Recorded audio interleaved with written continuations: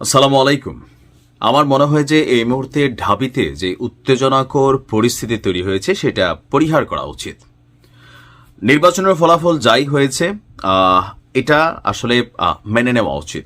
আনুষ্ঠানিকভাবে এখনো ঘোষণা না আসলেও সর্বদিক থেকে যেই খবর আপনারা ইতিমধ্যে জেনে গেছেন যে ডাকসুর এই নির্বাচনে শিবির সমর্থিত যেই প্যানেল আছে তারা বিজয় লাভ করেছে। যদিও শিবিরের পক্ষে পুরো ঢাবি প্রশাসন কাজ করেছে, অভিযোগ ছিল তিনজন ভিপি প্রার্থীর। বিশেষ করে ছাত্রদল এই নির্বাচনের ফলাফলকে, আপকামিং যে ফলাফল আসতে যাচ্ছে, প্রেডিকশন থেকে যতটুকু তথ্য চলে এসেছে বিভিন্ন জায়গা থেকে, তারা এই নির্বাচনকে আসলে মানে শেখ হাসিনার আমলের যে ফ্যাসিস্ট নির্বাচন ছিল ভিপি নুরের সময়, খেয়াল থাকার কথা 2019 সালে সেই নির্বাচনকেও ছাড়িয়ে গেছে দাবি করা হয়েছে।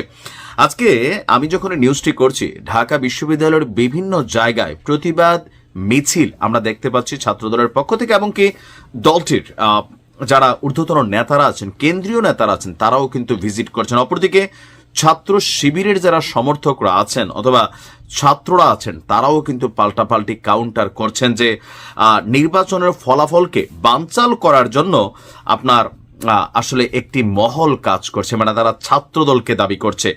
অপরদিকে টিএসসির ফলাফল মাত্র সম্ভবত গণনা শুরু হয়েছে, তো এখানে অনেক রকম পারসেপশন তৈরি হচ্ছে।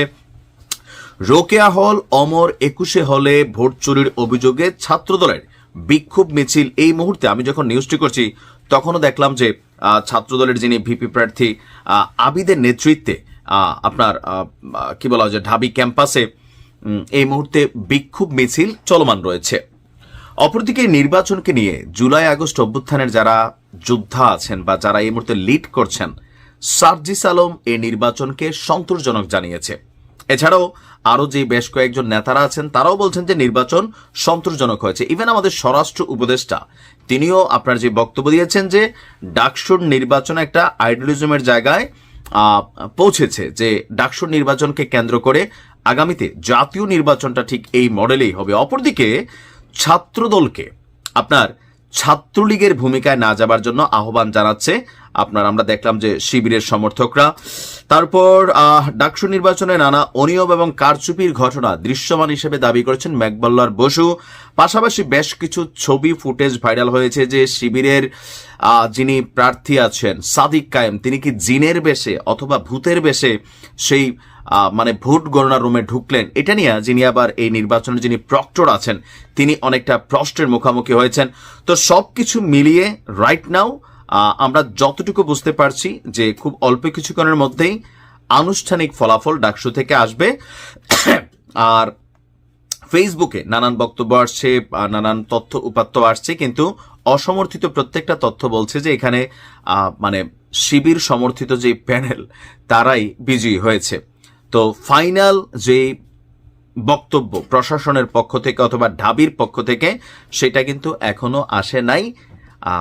সেই ক্ষেত্রে আবার পরিবর্ধন, সংযোজন, বিয়োজন, আই ডোন্ট নো নতুন কোনো কিছু আবার আমরা দেখতে পারি কিনা। অলরেডি অসমর্থিত বিভিন্ন জায়গা থেকে তথ্যপাত্য বলেই দিচ্ছে যে আপনার শিবিরের প্যানেল এই মুহূর্তে বিজয়ী অবস্থানে আছে। দেখা যাক, হয়তো আগামী 2-1 ঘন্টার মধ্যে আনুষ্ঠানিক ফলাফল সারা দেশবাসী জানতে পাবে। আর এখন এই মুহূর্তে যে কোনো একটা মব হইতে পারে, ইউনিভার্সিটি ক্যাম্পাসে যে কোনো একটা সংঘর্ষ হতে পারে, এই আশঙ্কা করা হচ্ছে। আর সেই আশঙ্কা থেকে আপনার প্রশাসন, আইন শৃঙ্খলা বাহিনী আরো বা বিভিন্ন যারা আছেন তারা কিন্তু খুবই সতর্ক অবস্থানে আছেন। দেখা যাক কি হয়। ভালো থাকুন।